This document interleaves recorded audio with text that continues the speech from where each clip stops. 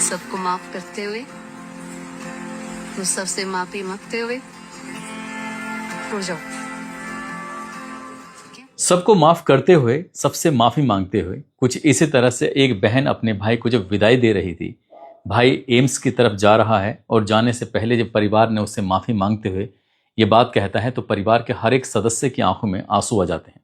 15 मार्च 2026 को नम आंखों से हरीश राणा को जिस तरह से विदाई दी जाती है, सोशल मीडिया पर यह विदाई बहुत तेजी के साथ वायरल होना शुरू हो जाती है। अब एम्स में जाएगा, डॉक्टरों की देख रेख में उसके ऊपर से मेडिकल सपोर्ट जो भी है वो हटा दिया जाएगा और प्राकृतिक रूप से जब तक उसकी सांसें चलती रहेंगी तब तक वो जिंदा रहेगा। दरअसल उत्तर प्रदेश के जिला गाजियाबाद के राज एक्सटेंशन में रहने वाले अशोक राणा, जिनका बड़ा बेटा नाम उसका हरीश राणा होता है, जो कि पढ़ाई करने के लिए चंडीगढ़ यूनिवर्सिटी गया हुआ था और 21 अगस्त 2013 की शाम का वक्त था। वो अपने हॉस्टल की चौथी मंजिल पर था और अचानक ही वो चौथी मंजिल से नीचे आकर गिर जाता है और जैसे गिरता है तो उसको गंभीर रूप से चोटें लग जाती हैं। उसको उपचार के लिए जब हॉस्पिटल लेके जाया जाता है तो डॉक्टर लोग कहते हैं कि ना तो ये बोल सकता है और ना ही ये समझ सकता है, ना ही पहचान सकता है, ये पूरी तरह से कोमा में चला गया है। कह सकते हैं कि 100% यानी कि 100% अब ये पूरी तरह से विकलांग हो गया है। लेकिन परिवार ने हिम्मत नहीं हारी, चाहे माँ हो या फिर पिता हो, उन्होंने अपने बेटे का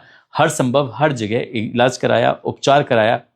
जितना बन सकता था उतना बना और जब नहीं बना तो अपना घर बेचा, अपना सामान बेचा, अपनी ज़रूरी चीज़ें बेची, लेकिन बेटे का इलाज कराते रहते हैं और धीरे धीरे करके ऐसे ही वक्त बीत जाता है लगभग 13 साल का। उसके बाद पहले करते हैं रुख हाई कोर्ट की तरफ, फिर दोबारा रुख करते हैं सुप्रीम कोर्ट की तरफ और ये कहते हैं कि हमारे बेटे को इच्छा मृत्यु दे दी जाए, क्योंकि अब ना हमारे पास पैसे हैं, हम इलाज कहाँ से करा सकते हैं। यदि आप चाहो तो किसी भी हॉस्पिटल में इसको रखवा दो, वहीं पर इसका इलाज होता रहेगा और वहीं पर जो भी कुछ है। लेकिन जब डॉक्टरों ने की रिपोर्ट मांगी जाती है, डॉक्टर कहते हैं कि इसके ठीक होने की संभावनाएं बिल्कुल भी नहीं है, तब ये बात फिर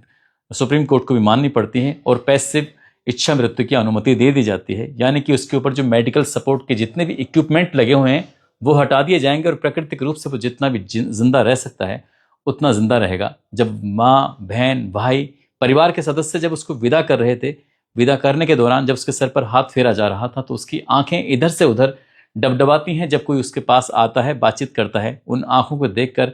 कोई भी इंसान रो पड़ेगा, सोचने पर मजबूर हो जाएगा हरीश राणा ने किस बात की सजा भुगती है, किस बात 13 साल लगातार वो एक ही बेड पर पड़ा रहता है, जिससे उसके शरीर के अलग अलग हिस्सों में कई तरह के घाव भी हो गए हैं। उसकी विदाई से पूरा हिंदुस्तान परेशान है। सोचने वाली बात है, कोई भी परेशान हो सकता है।